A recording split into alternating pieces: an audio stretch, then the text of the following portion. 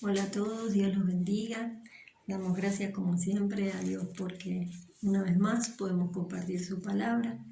Voy a estar leyendo en el libro de Lucas en el capítulo 2 a partir del versículo 41, donde nos habla de Jesús, pero cuando él era niño, ¿no? Dice a los 12 años. El título es El niño Jesús en el templo y dice así: Iban sus padres todos los años a Jerusalén en la fiesta de la Pascua, y cuando tuvo 12 años subieron a Jerusalén conforme a la costumbre de la fiesta. Al regresar ellos, acabada la fiesta, se quedó el niño Jesús en Jerusalén sin que lo supiesen José y su madre. Esa era la primera vez que él iba a la fiesta, ¿no? A esta fiesta que era costumbre y que sus padres iban todos los años. Dice que cuando él tuvo los 12 años, ahí los acompañó. Dice que la fiesta ya había terminado y sus padres regresaban, ¿no? Pero que Jesús, ¿qué pasó? Se quedó en Jerusalén sin que los papás lo supiesen. Y ellos, dice en el versículo 44, dice, pensando que estaba entre la compañía, anduvieron camino de un día y le buscaban entre los parientes y los conocidos. Ya llevaban un día caminando y ahí comenzaron a buscarle, ¿no? Porque ellos pensaban que cuando volvían, Jesús había vuelto con ellos. Pero como no le hallaron, dice, volvieron a Jerusalén buscándole. Y aconteció, o sea, un día más, ¿no? Caminaron un día que se estaban volviendo y un día más cuando no lo encontraron. Imagínense la situación, ¿no? Dice, y aconteció que 3 días después lo hallaron en el templo, sentado en medio de los doctores de la ley, oyéndoles y preguntándoles. Él no solo que oía, sino como que interactuaba, ¿no? Participaba, se interesaba, quería aprender, quería saber, quería conocer.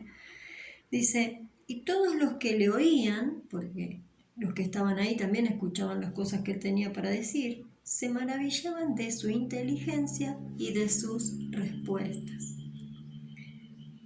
Cuando Jesús y María lo ven, cuando José y María lo ven, dice en el 48, cuando le vieron se sorprendieron y le dijo su madre, Hijo, ¿por qué nos has hecho así? He aquí tu padre y yo te hemos buscado con angustia.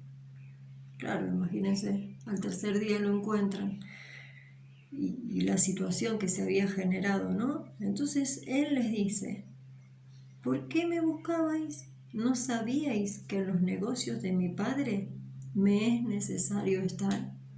Claro, como diciéndole, ¿dónde me iban a encontrar si no era en la casa de mi padre? ¿Por qué se entristecieron? ¿Por qué se preocuparon? ¿Por qué O sea, me buscan si saben dónde encontrarme.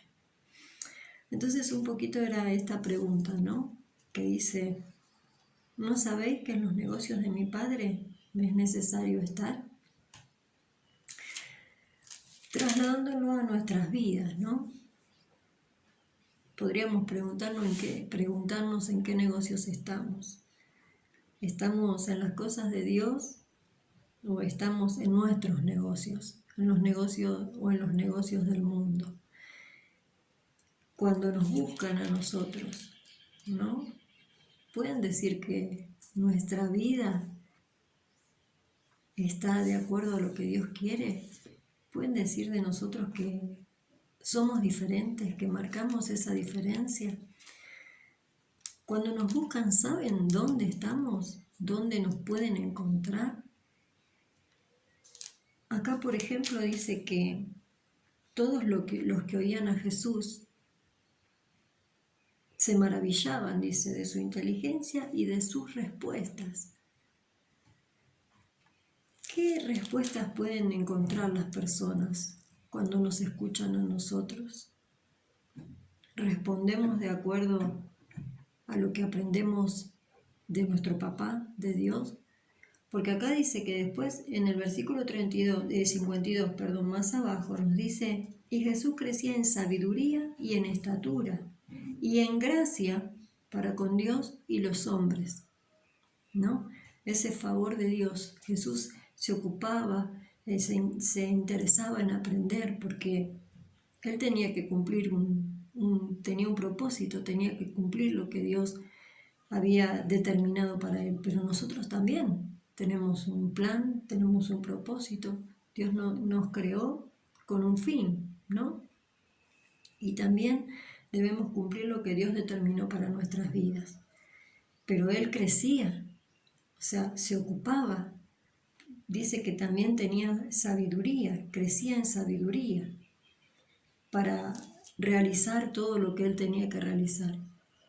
Él ocupaba su tiempo en buscar la presencia del Padre, ¿no? Como deberíamos hacerlo cada uno de nosotros. También nos dice que crecía en gracia para con Dios y los hombres, como que cautivaba, ¿no?, a las personas, como que hacía que los demás se interesen por lo que él tenía que hablar. Era tal su manera, su gracia, el favor de Dios sobre su vida, que las demás personas se sentían atraídas a lo que él tenía para decirles. Entonces, de esa misma forma tenemos que hacer nosotros, ¿no? Cuanto más llenos estemos de la presencia de Dios, las personas van a ver en nuestras vidas la presencia de nuestro papá. Van a ver ese cambio, esa transformación que Dios va haciendo en cada una de nuestras vidas. Y la pregunta, ¿no?, de reflexión o para examinar nuestras vidas sería esta, ¿no? ¿En qué negocios estamos? ¿Qué estamos haciendo en nuestras vidas? ¿Vamos dejando que Dios nos transforme a medida que estamos buscando su presencia, buscando de Él? ¿O todavía hay muchas cosas en las que nos sentimos atraídos y justamente no son los negocios de nuestro papá, no son las cosas de Dios, ¿no? ¿Qué cosas nos atraen? Quizás todavía nos desvían de lo que es estar en la presencia de Dios, de lo que es estar en la casa de Dios, de lo que es buscar de Él, ¿no? Porque si nosotros no nos ocupamos de buscar, de orar, de leer, de conocer, de escudriñar la palabra, no vamos a tener ese crecimiento, no vamos a tener esa sabiduría, porque la palabra de Dios dice que el que tiene falta de sabiduría la pida a Dios, que Él le va a dar sin hacer reproche, ¿no? Como que si nosotros pedimos sabiduría a Dios, nos va a decir sí, pero a la vez nosotros tenemos que hacer nuestra parte, ¿no? Jesús ahí estaba, no estaba en cualquier lugar, estaba en las cosas de Dios, en las cosas de su papá. Y así tenemos que buscar nosotros y que estemos con esta pregunta, ¿no?